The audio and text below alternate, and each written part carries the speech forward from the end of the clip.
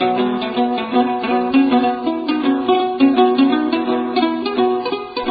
មជូនអត្ថាធិប្បាយនយោបាយ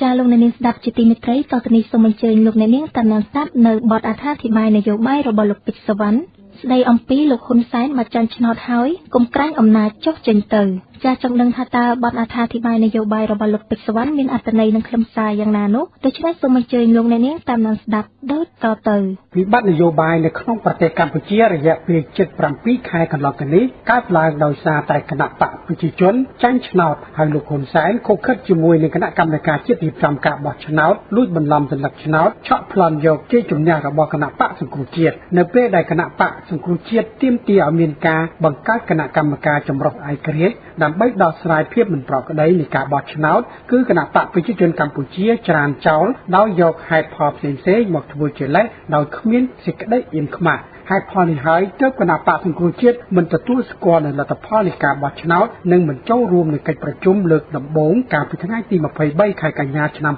2013ហើយបន្តស្វែងរកយុត្តិធម៌ជូនប្រជាពលរដ្ឋដែលជាម្ចាស់សន្លឹកឆ្នោតឲ្យខាងតែបានជាមួយគ្នានេះគណៈបកសង្គ្រោះជាតិបានដឹកនាំធ្វើមហាបាតកម្មជាបន្តបន្ទាប់ដើម្បីឲ្យគណៈបកប្រជាជនកម្ពុជាបង្ហាញនូវលទ្ធផលពិតប្រាកដនៃការបោះឆ្នោតប៉ុន្តែគណៈបកប្រជាជនពុំមានឆន្ទៈបង្ហាញនូវលទ្ធផលពិតប្រាកដដើម្បីប្រជាពលរដ្ឋឲ្យអស់ចិត្តនោះទេផ្ទុយទៅវិញរដ្ឋាភិបាលមិនស្របច្បាប់បានប្រើប្រាស់កងកម្លាំងប្រដាប់អាវុធយ៉ាងច្រើនសន្ធឹកសន្ធាប់ដើម្បីបង្ក្រាបក្រុមបាតកោអហិង្សាដឹកនាំដោយគណៈបកសង្គ្រោះជាតិធ្វើឲ្យប៉ះពាល់យ៉ាងខ្លាំងដល់សន្តិសុខនិងសន្តិភាពសង្គមដូច្នេះរដ្ឋាភិបាលមិនស្របច្បាប់របស់លោកហ៊ុនសែនជាអ្នកទទួលខុសត្រូវទាំងស្រុងចំពោះការបំផ្លាញសន្តិសុខនិងសន្តិភាពសង្គមក៏ដូចជាការប្រើប្រាស់កងកម្លាំងប្រដាប់អាវុធឲ្យវាយបង្ក្រាបនិងបាញ់សម្លាប់ប្រជាពលរដ្ឋត្រង់អ្វីក៏តែមានកិច្ចប្រជុំពិភាក្សារវាងក្រុមការងារគណៈបកសង្គ្រោះជាតិនិងគណៈបកប្រជាជនកម្ពុជាកាលពីថ្ងៃទី18ខែកុម្ភៈយ៉ាងណាក៏ដោយក៏ជាការពិត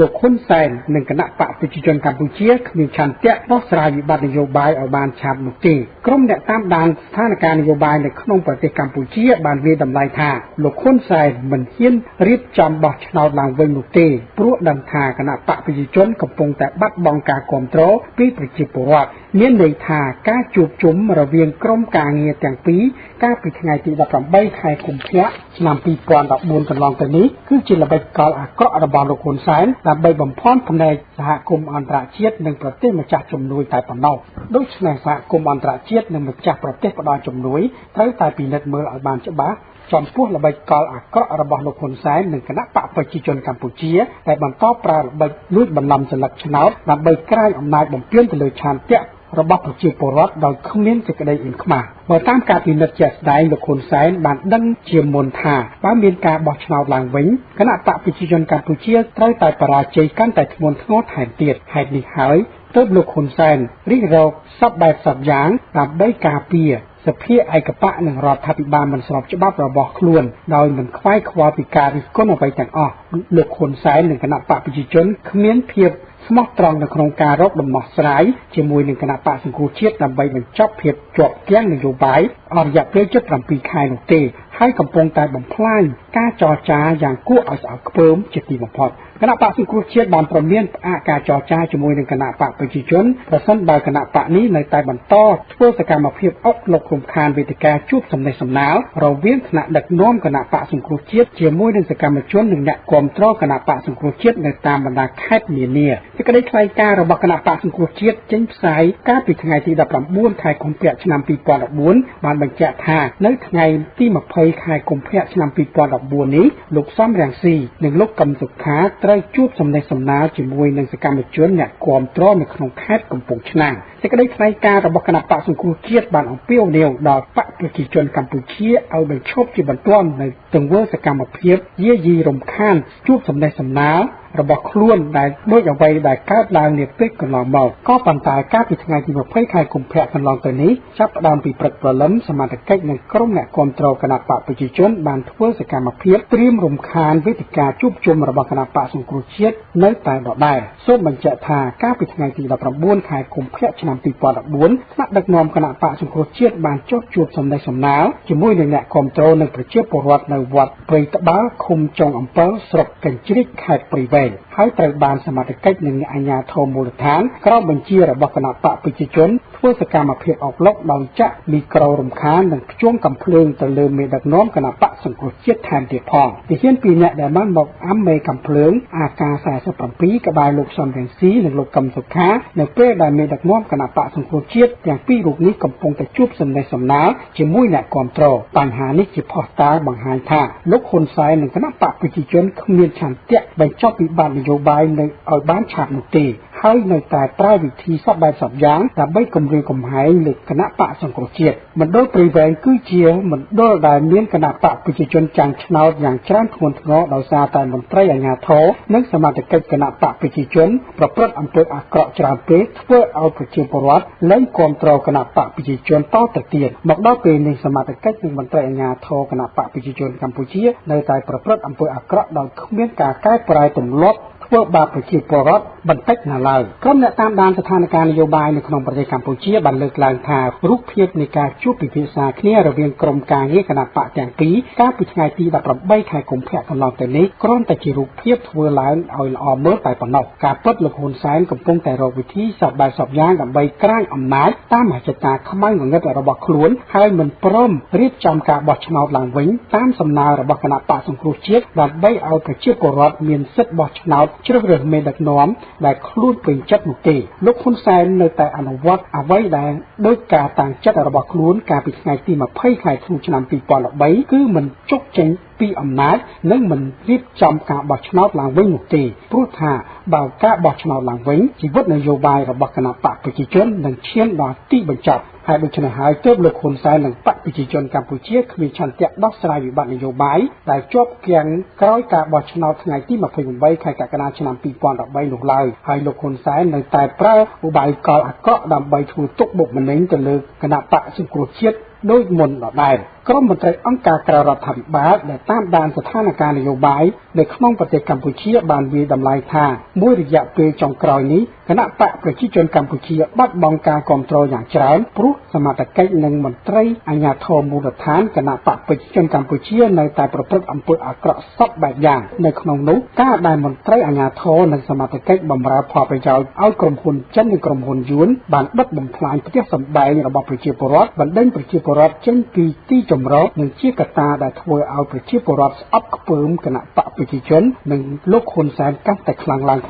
បើមានការរៀបចំបោះឆ្នោតឡើងវិញស្របទៅតាមគោលការណ៍នៃលទ្ធិប្រជាធិបតេយ្យពិតប្រាកដនោះគឺគណៈបកប្រជាជនកម្ពុជានឹងចាញ់ឆ្នោតធ្ងន់ធ្ងរដោយការពីថ្ងៃទី28ខែកក្កដាឆ្នាំ2013កន្លងទៅហេតុនេះហើយទើបលោកហ៊ុនសែននៅតែប្រើមធ្យោបាយសពបែបសពយ៉ាងដើម្បីក្រាញអំណាចបំពានទៅលើឆន្ទៈរបស់ប្រជាពលរដ្ឋគណៈបកប្រជាជនកម្ពុជានិងលោកហ៊ុនសែនគ្មានឆន្ទៈដោះស្រាយបញ្ចប់វិបត្តិនយោបាយឲ្យបានឆាប់រហ័សដោយគិតគូរផលប្រយោជន៍ជាតិនិងផលប្រយោជន៍ប្រជាពលរដ្ឋជាធំនោះទេហើយគិតតែរឿងក្រាញអំណាចដើម្បីផលប្រយោជន៍យួនជាចៅវាយងាយរបស់ខ្លួនជាក់ស្ដែងរហូតមកដល់ពេលនេះក្រុមអ្នកគាំទ្រគណៈបកប្រជាជនដែលជាក្រុមជ្រុលនិយមកំពុងតែបន្តធ្វើសកម្មភាពអុកឡុករំខានសកម្មភាពនយោបាយរបស់គណៈបកសង្គ្រោះជាតិដដែលលោកហ៊ុនសែនពិតជាគ្មានឆន្ទៈចង់ដោះស្រាយវិបត្តិនយោបាយឲ្យបានឆាប់រហ័សគឺគ្មានហេតុផលអ្វីដែលត្រូវច្រានចោលសំណើរៀបចំការបោះឆ្នោតឡើងវិញនោះទេពីព្រោះប្រជាពលរដ្ឋខ្មែរទូទៅ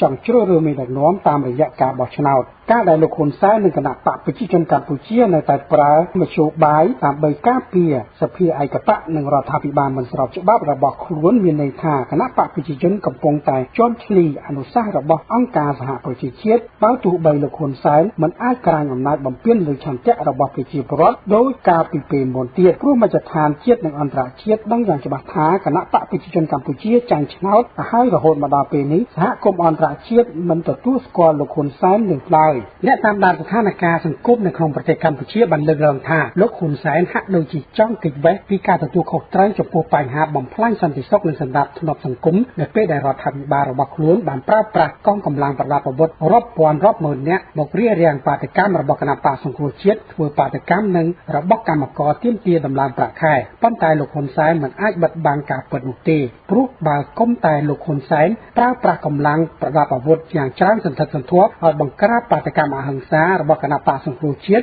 หนึ่งกรรมกรนุคือขมิ้นอำเภอหังสาแต่ทั่วอาบัดปอดับสันติสุขนั้นสันดาปถนอมสังคมลอยลูกขุนแสนเหมือนอาจจำแหลกของพ่อก้าตัวเขาเตยตัวเลือปฏิกรรมระบบคณะป่าสงครามเชียดหนึ่งกรรมกรนุตีปลุกปฏิกรรมทั่วลายดอยอาหังสาดำใบเตี้ยมเตี้ยรบอยู่ที่ทั่วในโครงการบอกชนะเตี้ยมเตี้ยดำลานประค่ายกู้ดำใบการรุกในชีวพิษสมรมตัวจะเว้นกำลังประดับบดกรอมการดักน้อมระบาดลูกขุนแสนคือชนะบังกอปัญหาถั่วปะปอสัมติซอกนุ่งสันดับทนอบสังคมก็โดยจีปักปอชีวเพียบรูปในระบบไปเจี๊ยบปรอดขมายจิมโบเคนิประสันบารัฐบิบาขุนแสนย้อยปรองดำลานประดิวัติมรหกสับดุลาดอกกรรมกรรมการนี้ก็เหมือนเฟื่อปฏิกรรมหนึ่งโกตกรรมหนุกได้โดยชนะลูกขุนแสนแต่จะตู้กลมพ่อระบอกล้วนหายชอบเบียมเชียมปลุกตะดะเกยไอต่อตะเกียดปลุกประชีปรอดดังการเปิดเอาหาย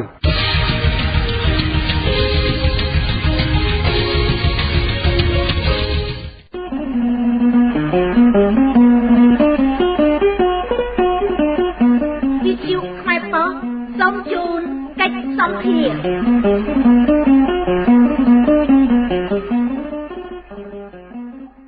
จาลูกในนิงสดับจิติเมตรัยต่อตนิสมัญเชยลูกในนิงตามนันสดับในกิจสัมเพลกรองประเทศนบัตสไดอัมปีลัตพรในกรมการเงียระบบคณะภาษาครูเชียเตอร์บำเพ็ญตุสนากันในประเทศไทยเป็นการฉลอยตอบแต่นังสมใดมวยจำนวนมันเลียบป้อวีประหาหมกเล่ลูกมิสวรรณรา